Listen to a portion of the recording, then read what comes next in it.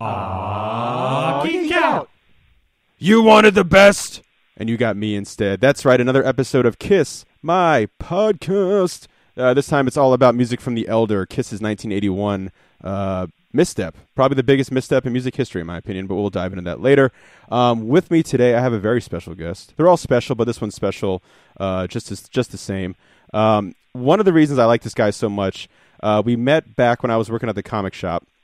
And one of the first things I noticed when I was talking to him, besides like we had all the same kind of favorite characters, books, writers, artists, was he had a blue beetle tattoo on his arm. And I was like, I like this guy right off the bat.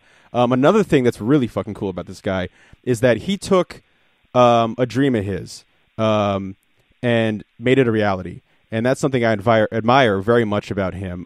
He is the creator, the author of the book Tripping Over Reality, The Death and Origin of a Hero. Basically, the quick rundown that I'll give, and he'll give me a much better one because he, wrote the fucking thing, is imagine that you die. Well, I guess you don't have to imagine because we're all going to die one day. But you die one day, right?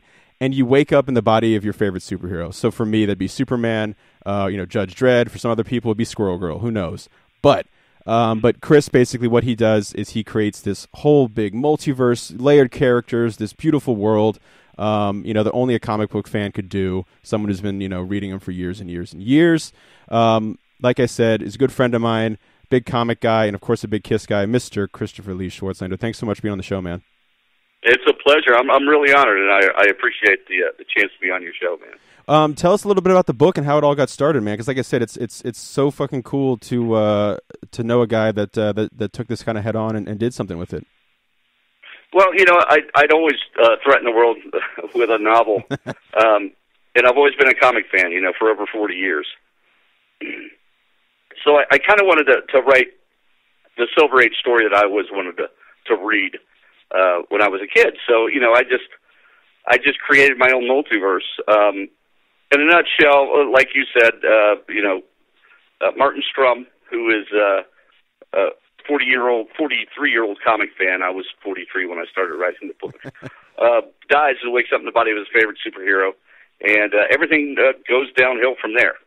It's not everything he thought it would be, but it's a very interesting book. It goes really deep into the rabbit hole. Explains why fiction is so important to reality and why reality is so important to fiction, and it's a lot of fun. So it goes a lot deeper into the rabbit hole than I had planned, but people seem to be enjoying it. Yeah, I mean, I think when I first met you a couple years ago when I was working at the shop, I think you'd either finished it or were in the process of finishing it, and then it seemed a couple months later when I saw you again, you had a book for me to read, and it's just like I said, really cool and inspiring to know you and have something like that happen, man. I'm proud of you. I really appreciate it. I've had a lot of help along the way. You always were very positive. My friend Jason Goldsberry, Jason Metcalf, Keith Murrell, and all the boys at Comic Logic, Kevin Bednar and Rob Kalin and Rich Goldhofer.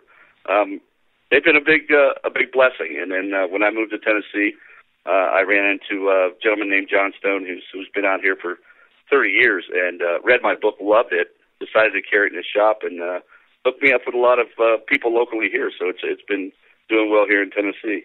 So I'm really happy with it. Excellent. Yeah, man. So like I said, guys, anyone listening to this, check it out. You got a Facebook page, and get out there and check the book out, man. It's a really cool thing. It's a book done good by a lifelong comic fan. So definitely check it out. I appreciate it. Yep. Tripping Over Reality, The Death and Origin of a Hero, is book one. And Tripping Over Reality, A Blaze of Glory is in the works now. I'm making some headway on it, and I just got the cover art back, which I'm coloring now. I think I've shown you that. But it looks really cool, man. For everybody else. Yeah, so like I said, guys, keep an eye on that. So yeah, man, it's like I said, it's awesome, and like I said earlier too, we share an insane amount of similar interest in things. We really do. Not just comic books. Everything from the Terminator, Lethal Weapon, Stallone movies. Yeah, and so with the other guests I've had on, Chris was a guy I immediately thought of, and he graciously jumped at the opportunity to talk about this album, Music from the Elder, because there were a couple albums. Yeah. There was a couple albums I figured would be kind of tough, and Kiss fans know the history surrounding this one. But again, I appreciate you jumping on this one, because I think it's going to be an interesting episode, because there's a lot to talk about with this album, and re-listening to it this morning, and take my little notes and stuff. Man, there's some weird shit in this album. But let me jump in real quick to ask you, like I ask everybody else, give us the kind of origin story of you and Kiss, and then also your favorite member of the band and why. Well, I first encountered Kiss on the Paul Lynde Halloween special. Nice. When I was really young, and being a comic fan, and they just really attracted my eye. The way they dressed, all the theatrics and stuff, and that's where I first saw him. And from there on out, I was just a big fan. And my neighbor at the time, growing up in the trailer park, a friend of mine named Bill, he was a big fan too. So we kind of grew together with that band and kind of watched it go through its different stages and stuff. It's kind of cool. Nice. I mean, they've always fascinated me. My favorite member, well, certainly not Vinnie Vincent. It's funny because we're going to be talking about him, a lot in the next episode. That's for sure. Oh yeah. Oh, absolutely. I really like Eric Carr. Oh yeah.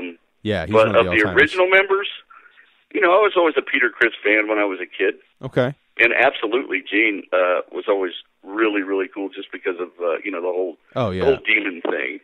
The spitting blood and breathing fire and all that stuff. And being a horror fan as well, that kind of was. Yeah, and he's a big comic book fan as well. He based a lot of his outfit off of Black Bolt, King of the Inhumans. Absolutely, he did. Yes, sir. So he's a big time comic book fan. It's funny because I think if I ever had the chance to meet him, I would want to talk about more comic books than Kiss. I think I would too. He'd probably appreciate that too, because he probably talks about Kiss all the time. Although I don't know, I think Gene is the one guy who would love to talk about Kiss more than anybody else, to be honest. But I do too. That's cool, man. I'm glad you said Eric Carr, because he's a guy who we're going to be talking a lot about on this album from basically the next decade in terms of album stuff here. But let me just go over some of the album notes here real quick before we dive in track by track. This album, Music from the Elder, was released November 10th, 1981. And it was recorded in Toronto, New York, and then Ace's home studio in Wilton, Connecticut. So 3 different places there. Wow. And recorded March to September of 1981. Produced by the almighty Bob Ezrin, who we've talked about a couple times on the show. Of course, the legendary producer who helped Kiss find their sound on, Destroyer, among other albums. But he was the one who really brought in the real, captured kind of the live sound in a studio setting. So it's kind of almost poetic that he helps with what a lot of people consider their greatest album, Destroyer, and then he also produces what most people consider their worst album, Music from the Elder. So he kind of covers the gamut, He really does. He really does. And it's got 3 singles here: A World Without Heroes, November 17th, 1981; November 17th, 1981; and The Oath, January 25th, 1982. That was a Japanese release only. A little bit of background here before we dive in as well. We've kind of been leading up on the past couple episodes, to the departure of Peter Criss. He is now totally out of the picture at this point. He's not credited on anything. He's not in any photos. He is out of the band, and they're looking for a fresh start. And they kind of find that with Eric Carr on tour, especially touring outside of the U.S. They're really finding, feeling rejuvenated with this guy Eric Carr in the band. And so one of the big things they wanted to do is return to their rock roots. The last couple of albums have had some bite to them and a couple, great tracks here and there, but it's mostly pop or the disco, Kisco stuff. And so they really, so they really want to get back into their hard rock roots. So much so that in the Kiss Army newsletter, they promise the next album they are going to return to their hard rock roots. Yeah. And so the problem is they don't really follow through that statement. Bob Ezrin, though, he's coming off of The Wall, which is my favorite Pink Floyd album, my favorite double album, and one of my favorite albums of all time. Just flat out what I think one of the greatest albums of all time. So of course, fantastic, and done in so many forms. Oh yeah, I mean, did you see? I think it was last year. They released a documentary kind of a concert documentary about The Wall. It was recorded like last year. So it's Roger Waters doing The Wall with all of the latest special effects. He does some stuff like in concert. Some of it is like, on like location out in France or whatever, because, some of it has to take place, with World War II and the death of his father and in the cemeteries and stuff. You should check it out, man. If you like The Wall, it's one of the most astounding music, concert DVDs I've ever seen. What's it called? It's just The Wall. It's just, it just came out last year. Roger Waters' The Wall. Yeah, it'll be really easy to find because it's fairly recent, but it's freaking breathtaking. So again, Bob Ezrin, they grabbed the guy they worked with well in the past, coming off one of the most ambitious albums of all time, and Kiss is like, and kind of the studio and the hires up and management's like, hey, you can have the hard rock stuff, but let's maybe make it a little bit. Not maybe, probably not like The Wall, but let's make it kind of something different. And that was the start of the seeds, I think, that would become Music from the Elder. And it may have started in the right place, but it just doesn't end, well. And unfortunately, Ace Frehley, my favorite member of the band, of the original lineup, definitely, is starting to really go frustrated with the band and the sound. I've always heard the story that when he listened to the final mastered version, he like smashed it on the wall and like rolled a tear because he was like, this is not the band that we started, Also, if you've seen any of the images of Kiss around this time, like Paul Stanley has like that like exercise headband and the short hair, like just, I don't know. They looked horrible. Yeah. They were just coming off that whole disco movement. Yeah, and and Paul Stanley can write a great disco track. Gene was getting heavy. Yeah, and yeah, exactly. And it's kind of got a Saint Anger thing here, where a lot of Ace's solos are getting cut from the album here. Again, the album does get ripped apart by fans and the record company. Some critics, though, at the time actually kind of liked it. I think because they were they hated Kiss anyway, but they kind of liked that they were doing this kind of weird thing, even though I don't think they really knew what was going on with Kiss. Also, the band doesn't tour for this album. Not a good sign. So it shows how kind of much they didn't have faith in this album as well. I mean, what could they really have toured? Yeah, exactly. I mean, again, it's a concept album. It's a concept Kiss album, which is weird. I actually just copied the story from Wikipedia because I wasn't going to try to summarize this thing. This is the basic plot, real quick for everyone out there, of Music from the Elder. Okay, I'm just going to run through this. The basic plot of the Elder involves the recruitment and training of a young hero (the boy) by the Council of Elders who belong to the Order of the Rose, a mysterious group dedicated to combating evil. The boy is guided by an elderly caretaker named Morpheus. The album's lyric describes the boy's feelings during the journey and training as he overcomes his early doubts to become confident and self-assured. So, Chris, you and I are like huge comic book nerds. Oh, yeah. That still sounds ridiculous. I mean, the story is a great story. Yeah. But it isn't Kiss. Oh, yeah, exactly. I mean, this would fit in, like, in any kind of fantasy. It's about as basic as you can get in that kind of fantasy world setting. So much the fact that the character is called the boy, and you even have a mentor named Morpheus, which is kind of funny. But I mean, it's kind of every it's the archetype for fantasy stories. And again, if it was like another band, that might be interesting. But for Kiss, it's such a weird departure. Like, not only are they making a concept album, but like Kiss decides to make this weird fantasy album that. Well, a lot of the '70s bands, I think, could have pulled this off. Yeah, I mean, bands like maybe oddly enough, Kansas. Yeah, somebody like Rush. I mean, somebody like that they could have, but for Kiss, it's, I don't know. Like, it's such a weird way to go. For an album. It's like Kiss does a rock and roll Disney movie as well. Yeah, exactly. It's a soundtrack. So, I mean, and basically what you get also is the album cover, which is the hand reaching for, the door knocker, and it's the first album cover not to feature the band on it themselves. Obviously, like you said, a very visual band. Yeah. The hand was believed to be Paul Stanley for years. And then up until 2011, where they basically said that they found proof of a picture of like him posing for it with his hand. For a while, they said it was a hand model, but I guess it's kind of up in the air whose hand it actually is. A lot of people like to think it's Paul Stanley's hand. reaching for that door knocker. And then the door itself. The door itself. It's an attractive cover. It is something that it does grab your attention. And being a fantasy fan, I'm sure you've read your share of Terry Brooks or Tolkien or mm-hmm. and or any of the D&D Chronicles books. I mean, if you're a big fan of fantasy, this would attract your eye, but it's not. Again, it's not Kiss. No, exactly. Everything about this so far would be interesting if it wasn't Kiss. Yes. I'm in the process of reading or audiobooking all of the original Conan stories. So like I love all that fantasy stuff. But again, the fact that on the top left corner it says Kiss kind of just throws you off. Also, the door itself is a prop. For a long time, people thought it was Park Avenue United Methodist Church on Park Avenue, New York. It is not. It is actually just a prop. So any fans going out there to try to take a picture of it, I think, you're just wasting your time. If it looked for a while. Yeah, exactly. So also, real quick, I wanted to point this out because most of the albums we just go run through the track listing, but there are actually two different track lists for this. So we are reviewing the much more accessible 1997 remastered version. I have all the titles here for anyone else who's wondering, but you'll know from the first track, all the songs are the same. There's a different order, and just it happens to be that the 1997 remastered version is a more accessible version to kind of follow and go through. There's a different order? Yeah, there's a different order. So the one we're doing here starts with Fanfare. The other version starts with The Oath.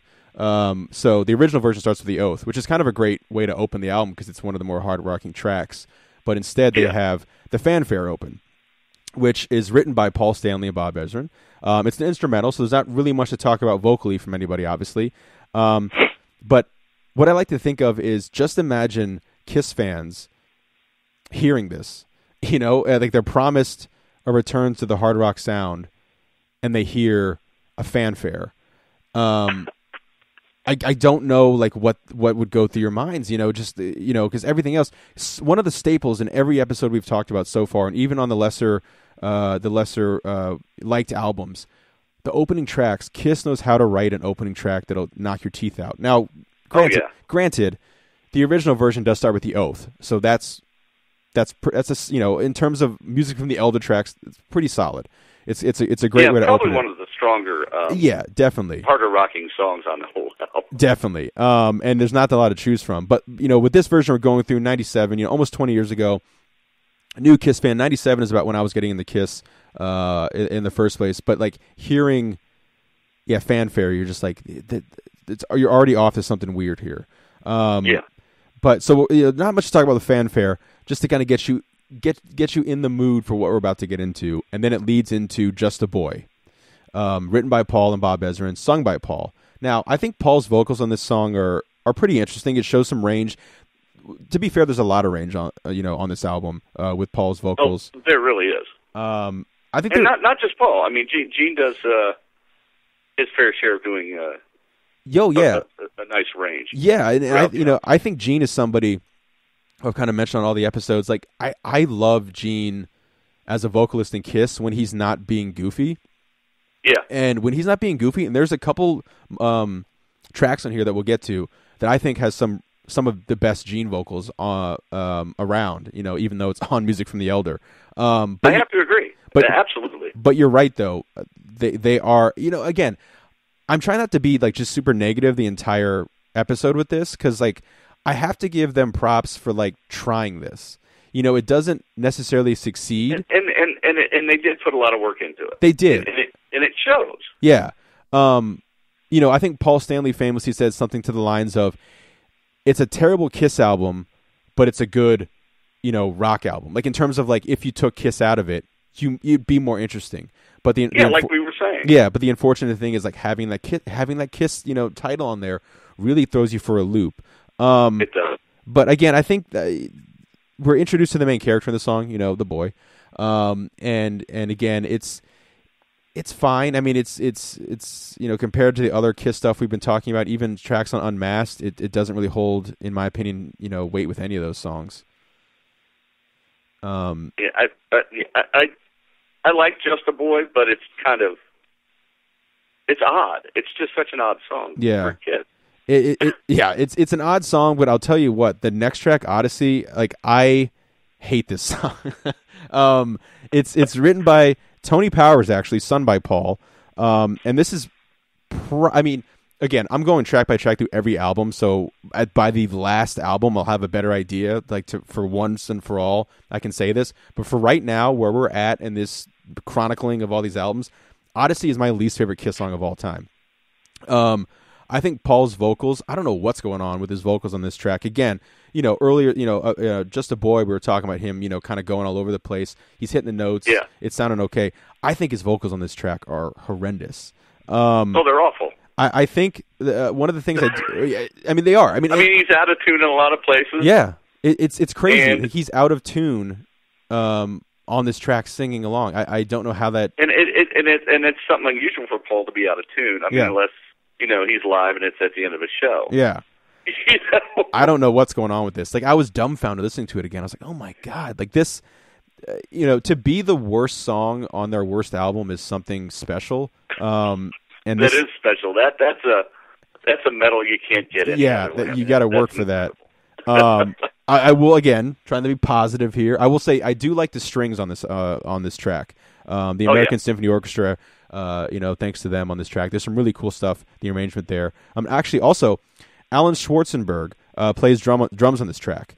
Oh, wow. He had a really extensive career. He worked with everyone from Yoko Ono to James Brown to Van Morrison to Jimi Hendrix. So the guy's been around. We're going to hear from him again later on in the album. There's a couple different musicians on here. That's a Kiss staple. Again, it's a terrible track. I mean, there's not a lot of tracks I've talked about so far that I've just flat out hated, but this is one that I just kind of flat out hate. Oh, this is at the bottom of the entire album. Yeah. Probably of their... possibly, man. Like, it's, again... their entire career. I'll tell you, I'll let you know when I get to the end of the Unmasked era stuff and get back on the reunion stuff, but I don't know, man. This track is just a miss. A swing and a huge miss. So the next track we got is Only You, written by Gene and Paul, sung by Gene and Paul. I do like when Gene and Paul sing together, kind of like a Lennon McCartney thing. Yeah. They have nice harmony together. They do, and I think, this is, kind of Gene's welcome track to the album. And Gene actually plays rhythm guitar on the song, which is kind of cool. I think the song's it's not as bad as the Odyssey, but it's weak. I mean, there's really nothing to it here. It sounds good. Yeah. I mean, it's a lot better than the Odyssey in terms of sound. It is, but there's a couple nice riffs in there. We got Eric Carr back on drums. Anytime Eric Carr's on drums, I dig it. Yeah. He's just a very powerful drummer. Yeah, that's the best thing he added, I think, really, along with like that, kind of bringing the the youthful joy back into the band. He hits the drums. Yeah, he hits the really drums did. Like a motherfucker. He did. I mean, he hit those sumbitches hard, and wasn't shy about being the new guy. Sure, yeah. Just jumped out there and was like, "Here I am." So, yeah, he's a very impressive guy. I also kind of wish he wore the Fox makeup longer. I always kind of liked the Fox getup. I did too. I thought it was wicked. Yeah, it's a bummer that he really there's clearly not as much footage of him masked as there is unmasked. Of course, he's the drummer all throughout the '80s with the band, but and it was the only, unless you got to see him in that short period of time live. Yeah. The only way you could see him was like Circus Magazine. Yeah, that's true. One of the things I had mentioned this last episode where he doesn't play on Unmasked, but he's starting, that's when his journey really starts with Kiss. One of my favorite things about Eric Carr, and you love the guy, hearing stories like this. He was such a big fan of Kiss before he joined that he changed his name to have the same syllables as Peter Criss, so that when you said his name, it's fit just like you would say Peter Criss. That's so cool. Which is such a fucking, that's such a cool thing about Peter Criss. Like, I'm sorry, about Eric Carr. Eric Carr, yeah. But again, so you get, Eric Carr back on drums on this track. And speaking of Eric Carr, the next track, Under the Rose, is actually written by Gene and Eric Carr. So, and sung by Gene. So it's kind of cool that you get Eric Carr on his first album is already knocking off a couple credits with the band. And I like Under the Rose. Yeah, it's not bad. I think it's Kiss. Again, it's odd. Odd is going to be a word we say a lot on this one. Odd and weird. Absolutely. absolutely. But it's another weird, odd attempt at a prog rock song from Kiss. Eric Carr does play acoustic guitar on this track as well, which is nice.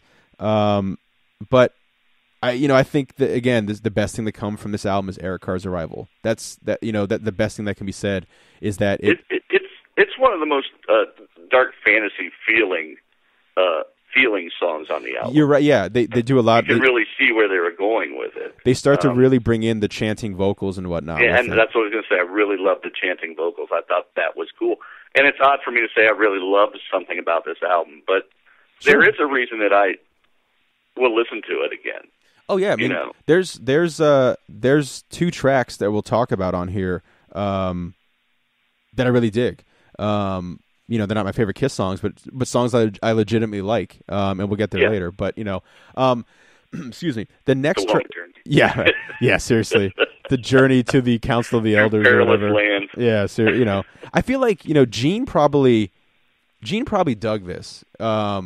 Because of his comic book. He absolutely did. His he's comic a big book background. sci-fi fan. He's a big fantasy fan. Yeah. This was right up his alley. You know what's cool, though? Like, this album, it happens with every album. Like, it's, an album that's more recent that I think people would be able to identify with for, like, younger listeners or whatnot would be Saint Anger.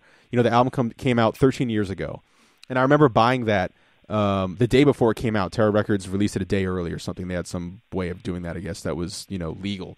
And so we went out and we bought it, me and my buddy Sean Crane, and we listened to it in his basement before school, and we fucking hated it. We were so bummed out because, this is the return of Metallica, it was a metal album again, and we just hated it. And we went to school the next day, and everyone was like, oh, St. Anger came out, let's check it out. Don't even bother. I, gave my CD. It got tore up, didn't it? Yeah, I gave my CD away to somebody, and, although they did have a cool DVD that came with it where the band played the entire album live in the studio. And it actually sounded good because the snare actually sounded like a snare. But it's an album that 13 years later, there are kids now who like legitimately love Saint Anger. And I feel like that's something that's happening with, and I've come around a bit. I don't love it, but I don't hate it as much as I used to. I'm 13 years older and 13 years dumber, I guess. But, Music from the Elder is an album that people request to hear songs from Music from the Elder live. And I think Paul and Gene are like dumbfounded by this. Like the Kiss Cruise, they played a couple tracks for the first time, either ever or since the album came out. Tracks from this album. So like it's weird. There's this kind of like resurgence with Music from the Elder. I think it's because it's become this like unspoken of thing in the Kiss fandom. It's like a cult movie. Yeah. No. Yeah. Exactly. It's so bad it's good. Yeah. I mean. And it's so much it's shorter. Rocky Horror. Yeah, it's so much shorter than a cult movie is. You don't have to invest an hour and a half to listen to Music from the Elder. Yeah, or dress up funny. Yeah, exactly. I mean, I do that anyway. But. Right, exactly. But next track is Dark Light, written by Ace. So we get Ace's arrival on this album. Ace, Gene, Anton Fig, and Lou Reed wrote this track. Really? Yeah, Lou Reed. This is not the last time you're going to hear Lou Reed on this album either. Impressive. Or at least a credit from Lou Reed. So Anton Fig, as we've talked about a bunch of times, part of the Sacred Uncredited with Kiss. He worked with Ace back in his solo album, and he's played basically played all the drums on Unmasked, but it was basically Peter Criss, but not Peter Criss on a couple tracks, and then that entire album, and then would go off being David Letterman's band and Ace's solo band in the '80s. So Anton Fig is a huge part of Kiss. Wow. So yeah, pretty cool. That's an impressive resume. Yeah, I mean Anton Fig's awesome. I said anytime I would see I don't know. I really miss David Letterman on late night, and every time he would be on, and I'd see Anton Fig, it was always this cool little like, dude, that guy like was in Kiss for years and nobody knew it at the time, and he was in Kiss's Frehley's Comets, and is the drummer on Ace's solo album, which is just awesome. So yeah, Anton Fig. Anytime he's associated with Kiss, even on an album like this, is cool because we all love Anton Fig. So again, sung by Ace. Now, well, I love everything Ace sings. Oh yeah, I just do. Yeah. Well, yeah. I mean, there's something so cocky about him that he's awesome. Yeah, it's just that like Brooklyn, New York thing he's got. But like one of the things I really have kind of discovered and loved doing this in chronological track by track thing is. When we first get to Ace finally singing on Love Gun, with Shock Me, and then talking about all the songs he's sung since then, you really get to see this kind of amazing, confident growth of his singing abilities and songwriting and music abilities since then. Absolutely, you do. He seemed kind of shy and Shock Me. Yeah. Kind of like he was holding back a lot. Yeah, I mean, again, he took him years to find, because he'd written something like Cold Gin's like one of my all-time favorite Kiss songs, but again, would give it away. Parasite, which is one of the coolest fucking rock riffs, metal riffs, even though I don't consider them a metal band, but it's just such a great track. And again, he's giving the songs to someone else to sing, and Gene finally is like, no, dude, just try it out, and sing Shock Me, and of course, the rest is history. I love Shock Me. Yeah, it's a great track, Awesome great song. solo as well. But I don't know, all that being said, I feel like you can hear on this track that Ace kind of doesn't give a shit. And I think... Like he's phoning it in? Yeah. You can tell that, like, this is the first track, in this remastered order that we're doing here. This is the first track that I think is... It very weakly, but somewhat delivers on the hard rock promise they made in that Kiss newsletter. This is the first track that kind of has a bit of hard rock feel to it. The other tracks have had riffs here and there, but leave it to Ace to be the guy like, no, here it is. Here's a dirty hard rock number. Of that course, whole funky guitar riff. Yeah, exactly. Yeah, I mean, I think have a crunch to it. Yeah, it's not much of one, but no, I mean, it's one of the few solos we get from Ace on this, which is a bummer because, he's credited on the next album, but this is the last time we're going to hear from Ace, until the reunion, even though his picture and his name is on the next album. So they kind of box him out with the solos, and so any solo we can get on this album we'll take. And the solo on Dark Light's not bad. It's a solid solo. But again, this really is the last we hear of Ace in Kiss. Yeah, until Psycho Circus. Before the whole 90-year final tour. Yeah. I always tell that story that like when in 1998 when they're doing their farewell tour, I was in I was like in 8th grade, I think, and I was so devastated because around me the wherever they were playing it sold out, and I was so devastated because I was like, I'll never be able to see Kiss live. Like I bought into the farewell thing. Now, 5 years ago I saw Kiss live. You know what I mean? So I still haven't seen them live, and I'm a huge Kiss fan. But the funny thing is, like what I'm saying though is like in 1998 I thought I was never going to see Kiss live. And I saw Kiss in 2011 because they that farewell tour was anything but a farewell tour. Now to Ace's credit, when that tour was done, he's like, I'm done with Kiss. You know what I mean? But anyway. Go ahead. No, sorry. I was just going to say. But anyway, like we were saying, this is a sad farewell for Ace Frehley, really, on this album. Oh yeah. If I may, with the farewell tour, I mean, it got when I found out it was a farewell tour, I was like, and it got to the point where I was like, go away already. Yeah, I mean, you keep saying you're done, but you're not. Yeah, I mean, and from everything I've heard from like in books I've read, that farewell tour was abysmal. Like, musically, they were just, Gene was saying, musicians were coming up to him after the show and being like, dude, you guys got to just call it quits, man. It's terrible. Because the reunion tour was fun. Like they were having fun with that in 96, and then 98, it fell apart. But I'll tell you what, man, like, I saw him with Eric Singer and Tommy Thayer, about 5 years ago, and, Paul and Gene, man, those guys still kick ass, Still doing it. Oh, dude, they're amazing. And how are Eric Singer and... Well, Eric Singer is like one of the greatest members in Kiss, in my opinion. He was with them during the Unmasked stuff, and was on Revenge, which is one of my favorite Kiss albums. Basically, the lineup they had for Revenge with Bruce Kulick on guitar and Eric Singer on drums. I know this is going to get me killed by a lot of my Kiss friends. I think that is the best lineup Kiss ever had. Music in terms of talent, like music talent, like they were just so sonically tight as a band then that as much as I loved the band getting back together with their makeup and them bringing Peter, Chris, and Ace back, I think that really they took a huge step back musically bringing those guys back in, because they had something so tight with Bruce Kulick and Eric Singer. And Eric That sure is a ballsy thing to say, but I will defend to the death your right to say it. I appreciate it, man. Yeah, but and that's something that I knew that I was like, there's a couple things I'm going to say on this podcast, especially getting closer to that era, that's going to get me killed from my Kiss friends. But I tell you what, man, go back and watch that Unplugged concert they did with that lineup. Listen to Revenge. They are so fucking tight as a band. It's unbelievable. But anyway, that Unplugged is. Oh yeah, because they can't hide behind distortion and everything. Beautiful. Yeah. Yeah. But before I get myself any more trouble with any more for the Kiss Army here, let's talk about World Without Heroes. It's written by Ace, Gene, Bob Ezrin, and Lou Reed again. It's sung by Gene. This is one of 2 tracks that I think is remembered from this album. And it's been played live, but very rarely. Paul takes lead guitar on this one, so that solo you hear is Paul Stanley, and it's a pretty solid solo actually. Yeah, it really is. It really is. This is the track I was talking about. I think Gene's vocals on this, even though the song's really cheesy, I think Gene's vocals on this are fucking great. I knew this was the one you were talking about. No, I think his vocals are great on this track. It's beautiful. Yeah. I've got no problem with this track at all. Yeah. And this track would have actually worked on any of their albums from Creatures on out. Yeah, as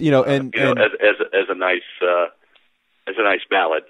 Yeah, absolutely, man. It's a solid track. Ace plays acoustic on it. Even though it doesn't fit in their promise to the return of the rock roots, at least it's a damn good song. Yes, and it is good. And Gene is phenomenal in it. Yeah, I think he really goes for it. And he really could have done the cheesy Great Expectation vocals, on this track if he wanted to. But he really goes for it. And this is a track where, again, like I said, this would probably get me killed with the Kiss Army, but I've said it a bunch of times. Paul is the quintessential frontman of Kiss, but I think the better vocalist, in my opinion, is Gene Simmons. Like when he really goes for it. I've always felt that way. Okay, so good. I like Paul's voice. Sure. It can be very melodic. Yeah. Of course, I remember the earlier years where he really didn't know how to sing, and his voice would give out a lot. Yeah. From various live bootleg tapes I had when I was younger. Yeah. The videotapes. But Gene is absolutely, in my opinion, the better of the 2 vocalists. Yeah, and I'm glad you agree with that because I feel like that's one that would get me in trouble. But again, I just think... And I've always been a fan of that guttural sound, which is probably why I like a lot of the modern metal, too. So yeah, he does. I mean, when he goes for it, and he's got a lot of different voices he can do with it. And this is an example of his voice. Really, just a really great track from all involved, and a great vocal performance by Gene. The next song is the other track that everyone talks about.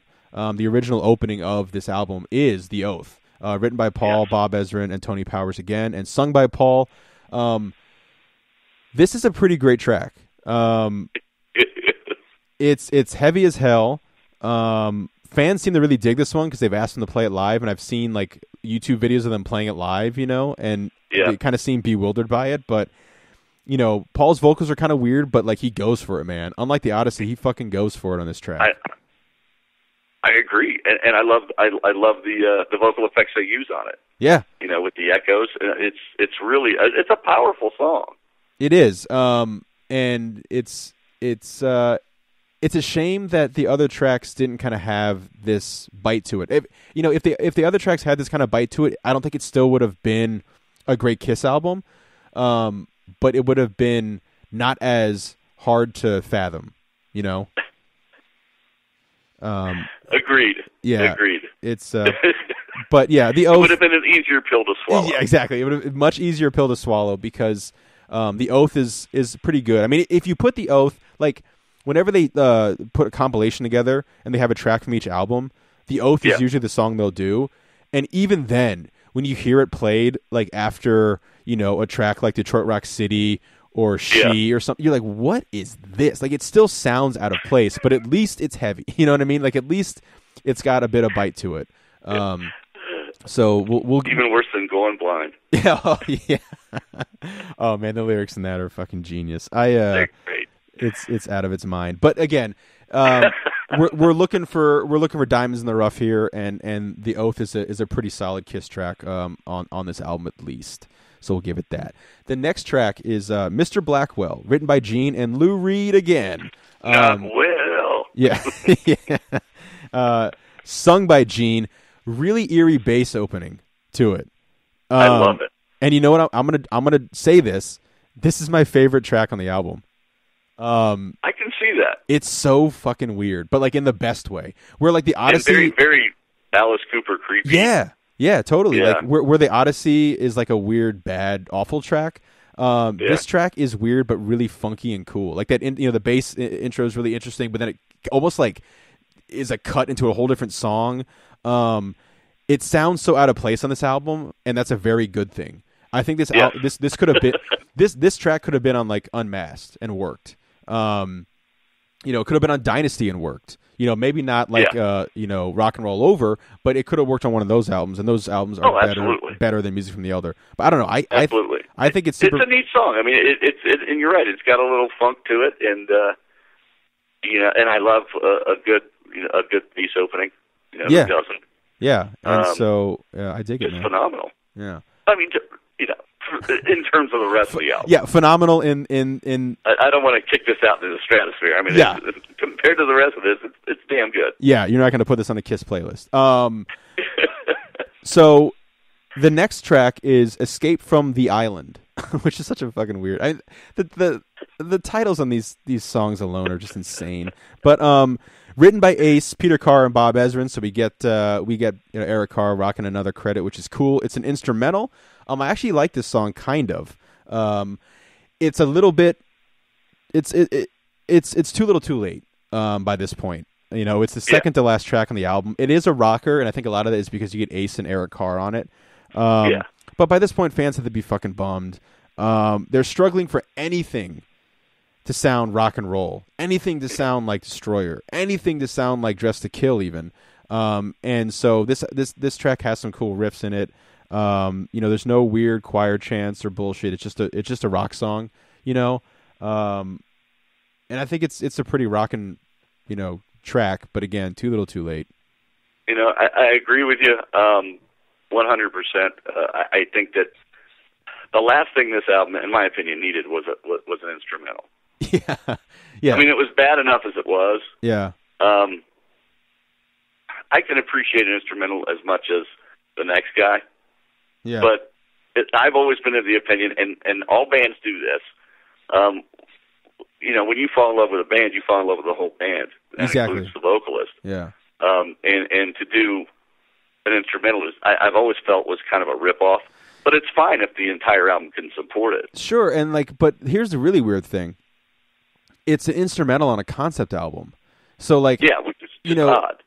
I guess if it's giving like a background to the ambiance or whatever, but like it's a concept album. Like you need to have that story be told, and the ambiance should be the weird choir chants in the background, the weird vocals at the end of the album with the spoken word stuff. Yeah, absolutely. So it's a good rock song, but it's just again so much. Even the songs that are good are out of place, and not I don't know. It's just you're totally right in the fact that like kind of like how I feel with with double albums. Like there are very few double albums. We spoke of The Wall earlier. That's a exception. But like there are very few double albums that ever need to be double albums. And agreed. And there are very few tracks that need to be instrumental tracks. Like one that comes to mind. Here's a band that did a couple instrumental tracks, and an example of a great instrumental track and one that I don't like at all. Call of Cthulhu off of Ride the Lightning is a cool, great instrumental track. Again, absolutely. I'm not listening to it all the time, because again, I'm very quick with getting distracted by things. So like I need the James vocals in there. But it's a great track. Orion is a solid instrumental from off Master of Puppets. Suicide and Redemption is a track off of Death Magnetic that is so boring and unnecessary. And I feel like again you're right. Meandering. Yeah, and it's long too. It's like 9 minutes, I think 9 or 8 minutes. So again, Escape from the Island is fine, but on an instrumental on a concept album almost seems like it's defeating the point. But maybe that was them. Maybe that was Kiss going fuck it, and they just put it in there anyway. I don't know. Agreed. The closest thing I've heard to instrumentals on a concept album would be like on Queensryche, but it's part of the song on Queensryche, Operation Mindcrime. Yeah. But they're instrumental pieces that are part of the songs. Sure. and not a strict instrumental piece. Yeah, I mean, like Dream Theater is a big example of that too. You know, you have like a 23-minute song, and like majority of it's no singing, but there's still those moments to get you back in and tell a story. Absolutely. Or an entire Dave Matthews concert. So where he's in and out and in and out. Yeah, exactly. Love that guy. The last track on the album, Mercy Kill, if you will, here. I. The last track is just I, the letter I. Written by Gene and Bob Ezrin, sung by Paul and Gene, so you get the two of them back again. You get Alan Schwarzenberg on drums on this one. So he's back off the Odyssey playing on I. On my note here, this is so bad. You can tell I was like just losing my mind writing these notes at the end. My note for this, one of them, I have more than just one note, but it just says a bad rock song. You know, like that's all I have for this. It's a rock song. I just think it's a bad rock song. Oh, it is horrible. It tries to be a rock anthem. Yeah, it really does. And like, here's the band but Kiss. It needs some Viagra. Yeah, here's the band Kiss that has written rock anthems, some of the biggest rock anthems of all time, and they just fall flat on this one. You know, The Oath was everything that I wasn't. Yeah, seriously. You know, you even get Paul and Gene doing like the shout it out loud type thing on here, but it just doesn't work. I mean, you know, it's supposed to be the big finale of the album, like you said, this big anthem. It's supposed to be the moment of realization that the wrap up. Exactly. It's supposed to be the moment of realization that you can do anything you want as long as you believe in yourself, and it just falls flat. It's like it's as bad as when Gene did When You Wish Upon Us. Yeah, we talked about that one. Oh my God. It's just bad. You know, like, here's the thing. You can do anything you want, but that doesn't always mean that it's going to work out or be good. That is kind of sums up this album perfectly. You know, and I'll end the track with this. It ends with a spoken word telling us that the boy has the light in his eyes and the look of a champion, a real champion. Unbelievable. So I don't know, man. Basically, it almost didn't make sense. It almost didn't. It was like, you know, they took you on this journey, and at the beginning, it was almost as though it hadn't started yet. Yeah, he has the look of a champion, a real champion, like he's going on to do. You're right.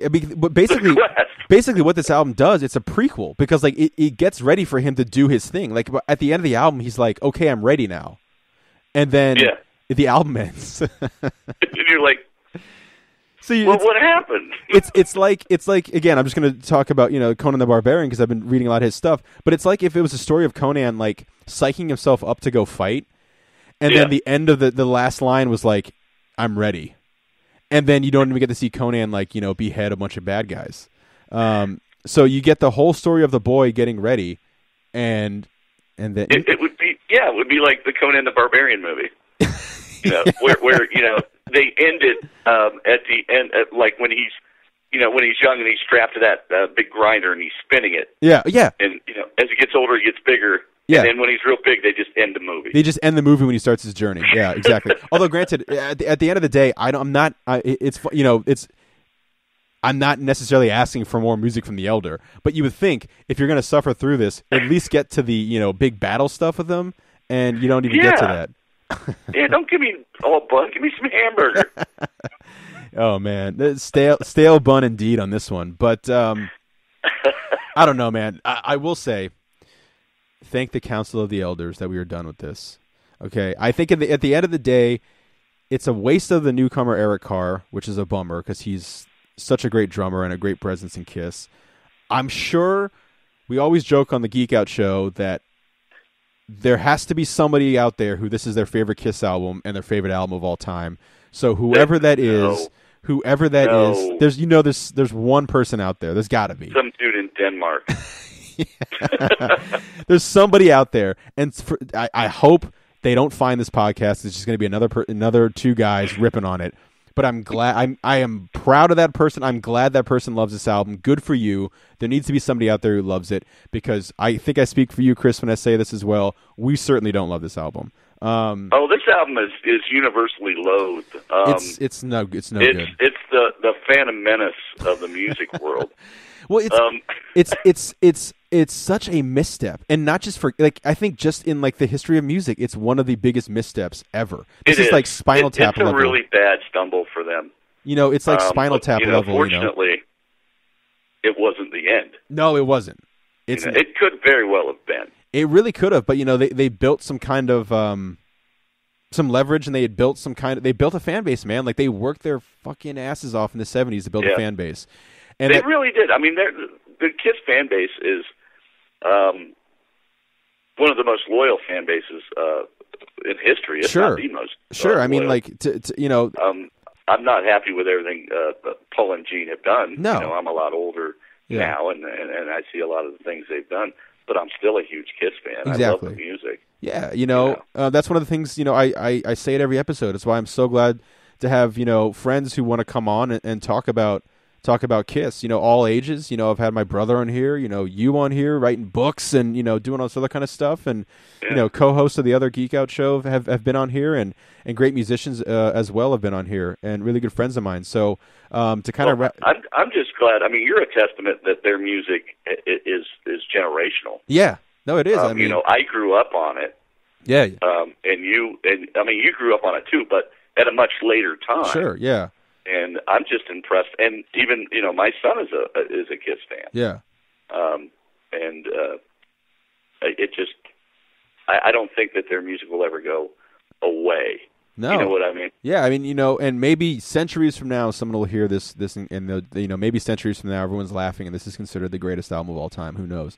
But someone will find Kiss it. will still be playing in some. Oh yeah, yeah. Gene will still be alive. Gene and Ace, Gene and Paul will be like the frozen heads, like in Futurama or whatever. And they'll. Yeah, I was just going to say that they'll be like the Futurama heads on Robot Bodies. Stick them on Guitar Hero, and there you go. You got Kiss going on, but.